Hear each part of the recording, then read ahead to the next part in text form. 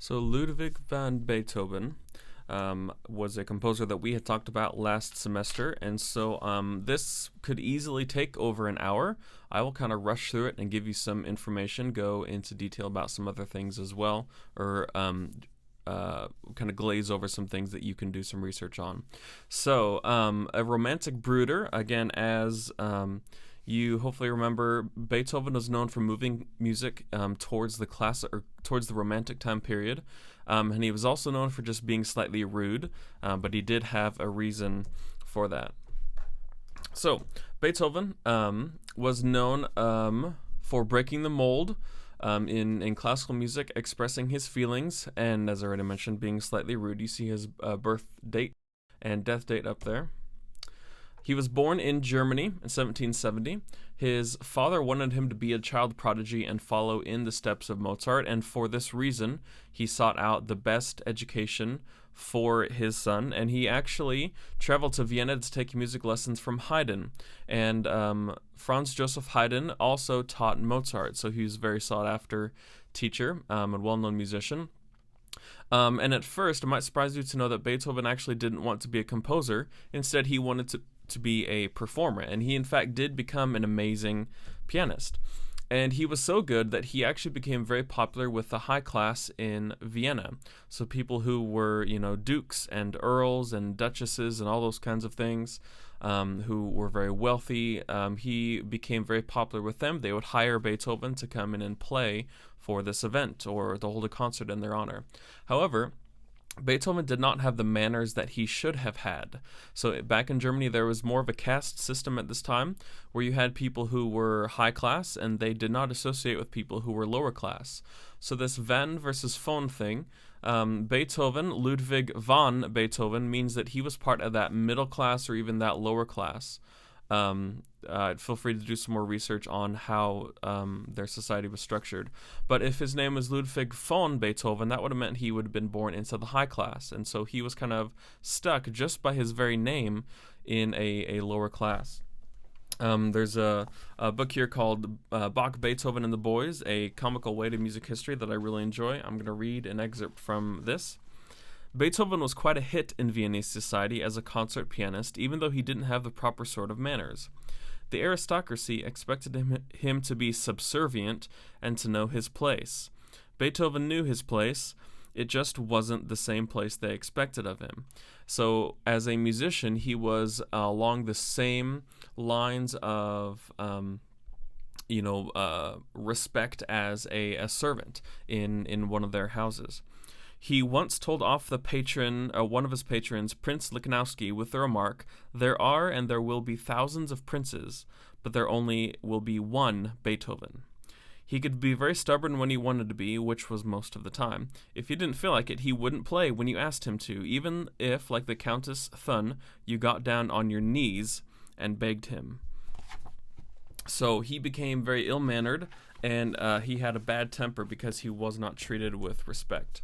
So Beethoven quickly became an accomplished musician, and he also started composing. His piano pieces that he composed gained him recognition as well. However, around the year 1796, at age 26, Beethoven began to go deaf. And in 1801, he wrote to his friends describing his condition.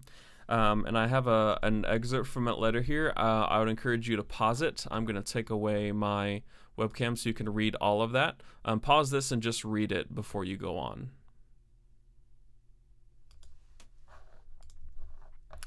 So Beethoven suffered from a condition that caused him to hear constant ringing in his ears. So if you've ever been to a loud concert or maybe listen to loud music, you might all of a sudden have this ringing in your ears. You might have experienced that. Beethoven suffered from that at all times, and it got worse and worse as it progressed. Again, another idea for research is to research how this condition progresses and what actually happens. And because of this, he had a difficult time hearing other things. And so this is the type of things he talked about in that letter. He couldn't carry on a normal conversation. He couldn't hear music very well. And he couldn't even hear his own piano as he eventually tried to continue to compose. So he is known for even breaking piano strings because he would be hitting that piano so hard that he couldn't he couldn't even hear it, so he would eventually, press his skull to the piano in a chance to maybe feel those vibrations coming up from the piano. And actually, much of Beethoven's music was written while going deaf. I'll look in closer detail at 3 of these symphonies, one of them being the last one that we sang last semester. So Symphony number 3 is nicknamed the Heroic Symphony. I'll link a video along with Google Classroom in this section. This was the longest symphony ever composed, and you'll see how long it is when you look at it. And it marked the transition from the classical to the Romantic time period. Now, it didn't mark the transition, it just marked a transition. So this is kind of when the ball started to roll towards what music would become in the 1800s. So even though Beethoven lived during the classical period, there are actually debates about whether his music is considered romantic or classic.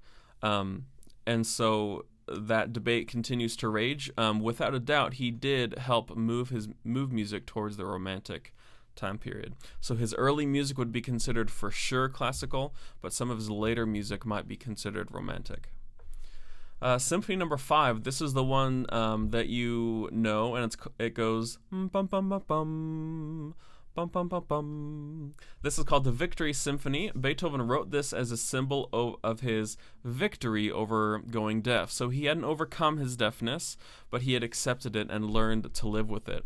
And at the end of the Victory Symphony in the 4th movement, to symbolize Beethoven's come to grips with his deafness, there are 29 measures of a C major chord that finish it off. And so it just hits that C, and it keeps doing inversions all the way up and down, like the sonic sound space.